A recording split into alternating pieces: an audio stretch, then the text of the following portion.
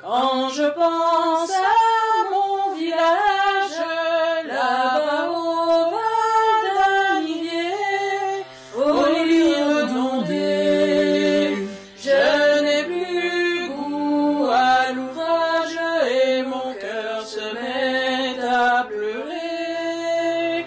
Là-haut, là-haut, c'est mon amour. Que le temps me dure parmi la verdure de revoir mon amour. Que le temps me dure parmi la verdure de revoir mon amour. J'ai descendu à la ville pour pouvoir mieux y gagner, pour l'y redonder. Mais je n'y suis pas tranquille et j'ai le cœur tout chaviré. Là-haut, là-haut, c'est mon amour.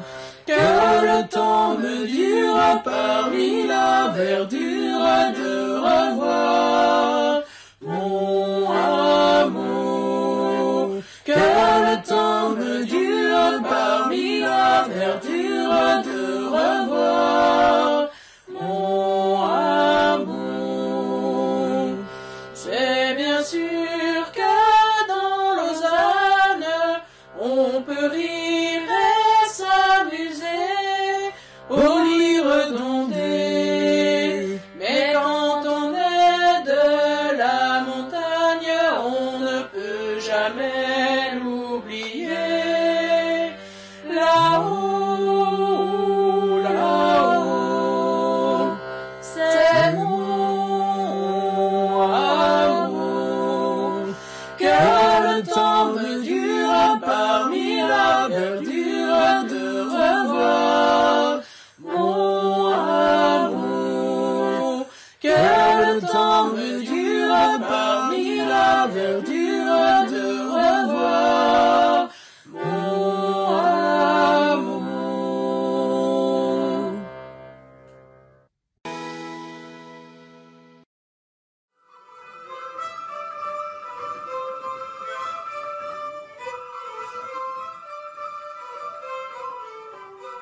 La coiffe des Ponts de Cé, dite coiffe à grand devant en raison de sa dentelle tuyautée rabattue sur le front, c'est la véritable coiffe angevine. Richement brodée, la coiffe des Ponts de Cé est ornée d'une fine dentelle de Malines, de Lille ou de Valenciennes et d'un nœud de satin épinglé sur le front. Le fond de la coiffe est creusé en cul de poule. Sa forme, très caractéristique, évoque l'arrière des bateaux de Loire à fond plat. Comment se porte la coiffe des Ponts de Cé? Les cheveux, portés longs, sont assemblés en chignon et recouverts d'un bonnet de contour noir, sous-coiffe. La coiffe s'ajuste au moyen de 2 lacets coulissants qui se croisent autour de la tête et qui seront ensuite cachés par la passe du nœud. Le nœud, en forme de grand papillon aux ailes déployées, est fixé à l'aide de 2 grosses épingles à tête blanche au-dessus du front. Le fond de coiffe est creusé et maintenu en forme grâce à un grand peigne piqué dans le chignon. À partir des années 1880, la Poncéaise ajoutera des cheveux postiches au niveau des tempes, entre la coiffe et la sous-coiffe, les guiches. Admirons la délicatesse des broderies réalisées à la main sur du tulle de coton, ainsi que la finesse de la dentelle de Malines réalisée au fuseau. Au quotidien, la femme des environs d'Angers se coiffe à la gueuse, du nom d'un bonnet de cotonnade beaucoup plus simple, dont la forme générale imite celle de la coiffe des grands jours. Quelques portraits de femmes des environs d'Angers portant la coiffe des Ponts de Cé. La coiffe des bords de Loire et du Layon. Coiffe de Chalonnes-sur-Loire vue de profil, de dos et de face, datant respectivement de 1890, de 1860 et de 1880. Vue de face, Cette coiffe de Beaulieu-sur-Layon ressemble à sa voisine des Ponts-de-Cé. Grande dentelle tuyautée au-dessus des oreilles et rabattue sur le front, nœud de satin à 2 boucles épinglées au-dessus du front. Cependant, les tuyaux en aile de pigeon sont plus relevés sur les côtés, mettant le visage en valeur de façon plus élégante. Surtout, le fond de coiffe est de forme arrondie. Légèrement froncé pour bien contenir le chignon, il est fixé sur une passe en forme de demi-lune. Comment se porte la coiffe des bords de Loire et du Layon? Les cheveux portés longs sont assemblés en chignon et recouverts d'un bonnet de coton noir, dit sous-coiffe. La coiffe s'ajuste au moyen de 2 lacets coulissants qui se croisent autour de la tête et qui seront ensuite cachés par la passe du nœud.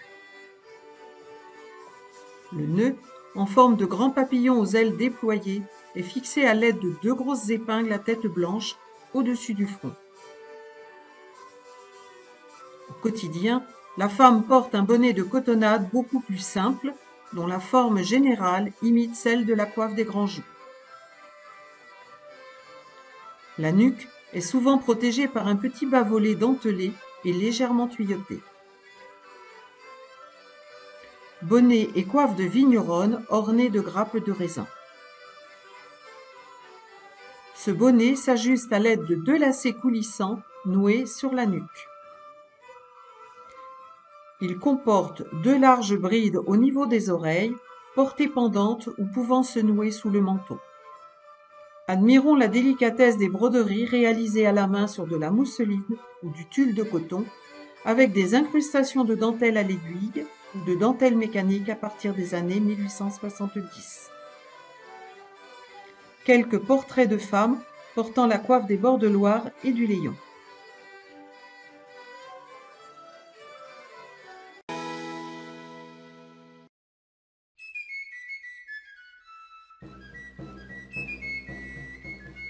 La farandole en Provence. Bien que son nom n'apparaisse qu'au début du XVIIIe siècle, la farandole, comme en attestent certaines peintures rupestres, voit son origine remonter à la nuit des temps. Effectivement, cette chaîne d'hommes et de femmes se tenant la main et évoluant vers la gauche peut symboliser à la fois la vie et la mort. Simple sautillée en grande chaîne, elle devient en Provence l'objet de concours dans lesquels chaque groupe de danseurs doit être le meilleur. Dans les villages, Aramon, Barbantane, Mayanne, Saint-Rémy, les garçons montent des farandoles très techniques qui mettent en valeur leur qualité de danseurs. La légende dit qu'un danseur de farandole trouvait plus facilement une épouse.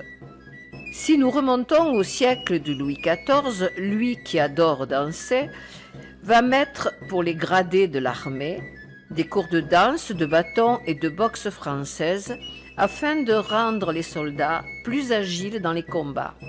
Napoléon Ier démocratise la danse dans ses armées. Tous les soldats en profitent. Des examens de prévôt et de maître ont lieu devant un jury qui délivre un diplôme. Un ensemble de pas techniques est alors à leur disposition, les pas dits de tradition militaire. Revenus dans leur village, les maîtres de l'armée vont créer des sociétés de farandole auxquelles ils transmettent leur savoir. Les premières rencontres de farandole, essentiellement masculines, ont lieu. La farandole devient alors un symbole de la Provence, sur l'air le plus connu, alors qu'il en existe des centaines, l'Itarascaire. Petit à petit, la danse se féminise et s'exécute en costume traditionnel. Les groupes folkloriques ont souvent pour origine une société de farandole. C'est le cas à Saint-Rémy. De nos jours, grâce au groupe de maintenance et de tradition du Gard, les rencontres de farandole perdurent en costume sportif des années 50. Après un passage à vide, elle retrouve un nouvel engouement, comme en atteste la dernière rencontre en 2018 à Saint-Rémy-de-Provence. Chaque farandole passant devant un jury est composée de 5 pas, Un qui revient comme un refrain, intercalé avec 4 pas techniques différents, ce qui permet, en utilisant la technique de tradition militaire et l'esprit de composition des musiciens, de faire de chaque farandole une création. À l'issue de la rencontre, la meilleure farandole se voit remettre un trophée qui sera remis en jeu dans 2 ans.